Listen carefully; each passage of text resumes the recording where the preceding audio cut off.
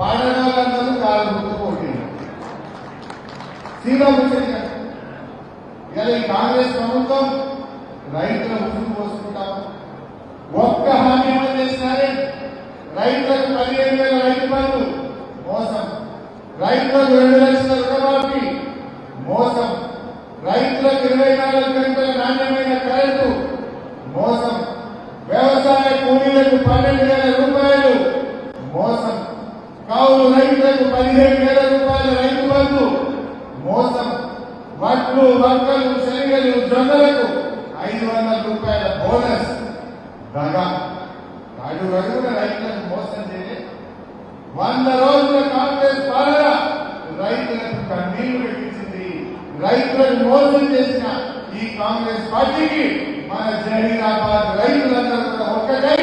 parliament ఎన్నికల్లో గట్టి కూడా పార్టీ చెప్పాల్సిన అవసరం ఏమంటుంది నా 100 రోజుల పాలనకి రెఫరెండం అంటున్నాడు అంటే రేవంత్ రెడ్డి అసెంబ్లీలో గట్టిగా మాట్లాడాలా వద్దా మొన్న మాట్లాడిందా లేదా మా తండ్రి చెప్పినట్టు మాట్లాడిందా రేపు మాణిక్రావు గారు నేను అసెంబ్లీలో బల్ల గురించి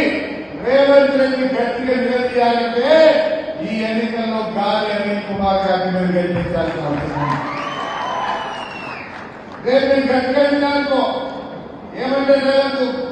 ఇక్కడ పోయి హైదరాబాద్ లో కాంగ్రెస్ పార్టీ గెలిచిందనుకో ఏమంటే రేవంత్ రెడ్డి ఏమైనా పడుతున్నావు నువ్వు మొన్న ఎలక్షన్ లో ఇంత చెప్పినా మా కాంగ్రెస్ గెలిచింది పో అంటాడు నేను గట్టిగా అడగాలంటే బిడ్డ రేవంత్ రెడ్డి మన రైతులకు 15,000 రైతు బంధు ఇయ్యలేదు కనుక 2 లక్షల రుణమాఫీ ఇయ్యలేదు కనుక మా జొన్నలకు బోనస్ ఇయ్యలేదు కనుక అందుకే మా జహీరాబాద్ ప్రజలు